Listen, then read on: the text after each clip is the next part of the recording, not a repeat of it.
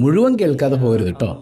എടാ, ഇന്നൊരു ആഗ്രഹം നിങ്ങളുടെ മനസ്സിലുണ്ടെങ്കിൽ ഈ ദുനിയാവിലും നാളെ ആഖിറത്തിലും നിങ്ങൾക്ക് സ്വർഗീയ അനുഭൂതികൾ ആസ്വദിക്കാൻ പറ്റും. എന്താണ് ആഗ്രഹം ഞാൻ പറഞ്ഞു തരട്ടെ. മനസ്സറിഞ്ഞു കൊതിച്ചോ, ഇന്ന് വെള്ളിയാഴ്ച ദിവസമാണ്. അതായത് പഠിച്ചോനെ, ഇന്ന് എന്നോട് സഹായം ചോദിച്ച ആരെങ്കിലും വരണേ അല്ല, ഞാൻ അവരെ കൈയഴിഞ്ഞ് സഹായിക്കും. എന്താണ് ആഗ്രഹിക്കേണ്ടത്? ഇന്ന് എൻ്റെ മുമ്പിൽ സഹായം ചോദിച്ച ആരെങ്കിലും ഒക്കെ വരണേ അല്ല, എനിക്കവരെ സഹായിക്കണം പഠിച്ചോനെ. എന്താണ് അങ്ങനെ ആഗ്രഹിക്കുന്നത് കൊണ്ടുണ്ടാകുന്നൊരു മാറ്റം? അള്ളാഹ്ക്കത് ഭയങ്കര ഇഷ്ടമാണെന്ന് പറയാൻ കാരണം എന്താ? അതായത് നീ പൈസ കൊടുക്കുമെന്ന് പറയുമ്പോൾ നിന്റെ മനസ്സിലുണ്ടാകേണ്ട ഒരു സംഗതി, ഈ പണം ഞാൻ അധ്വാനിച്ചുണ്ടാക്കിയതല്ല. നമുക്കൊരു ധാരണ ഉണ്ട്, നമ്മുടെ കയ്യിലുള്ള പൈസ ഞാൻ അധ്വാനിച്ചത് കൊണ്ടുണ്ടായതാണ് എന്ന്. അല്ല കേട്ടോ. നമ്മളെക്കാൾ നന്നായിട്ട് പല ബംഗാളികൾ അധ്വാനിക്കുന്നുണ്ട്, മറ്റു പലരും അധ്വാനിക്കുന്നുണ്ട്. പക്ഷേ അവർക്കൊന്നും കിട്ടാത്തത് നമ്മുടെ കയ്യിൽ കിട്ടുന്നുണ്ടെങ്കിൽ ഒരു കാര്യം ഉറപ്പിച്ചോ, അധ്വാനമൊക്കെ ഒരു കാരണം മാത്രമാണ്. ഈ സമ്പത്ത് പടച്ചവൻ്റെതാണ്. എൻ്റെ പൈസ എന്ന് ഞാൻ പറയുന്നത് അള്ളാഹ്ക്ക് അത്ര ഇഷ്ടമല്ലാത്തൊരു സംഗതിയാണ്. എൻ്റെതൊന്നും അല്ലത്, അള്ളാൻ്റെതാണ്.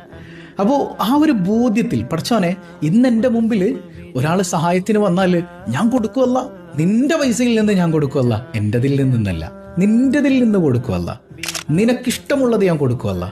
ആ ബോധ്യത്തിൽ നല്ല നിലക്കൊന്ന് കൊടുത്തു നോക്കിയേ, നിസ്കാരം പോലും അടിപൊളിയാവും. അങ്ങനെ പറയാൻ കാരണം എന്താ?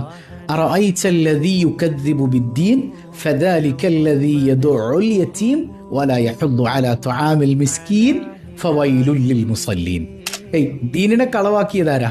അവർ പാവപ്പെട്ടവർക്ക് ഭക്ഷണം കൊടുക്കാത്തവരാ, യത്തീമിന് കിട്ടുന്നത് തടയുന്നവരാ. ഇതൊക്കെ പറഞ്ഞിട്ട് പഠിച്ചോൻ പറയണ എന്താ? ഫവൈലുൽ ലിൽ മുസല്ലീൻ.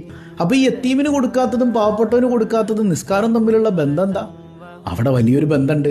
യത്തീമിനും പാവപ്പെട്ടവനൊന്നും അവന് കൊടുക്കാൻ പറ്റാത്തത് അള്ളാനേക്കാൾ സമ്പത്തിന് വലിപ്പം കൽപ്പിച്ചത് കൊണ്ടാണ്. അവന്റെ ഹൃദയത്തിൽ അള്ളാനേക്കാൾ വലുത് അവനുണ്ടാക്കിയ പൈസയാണ്.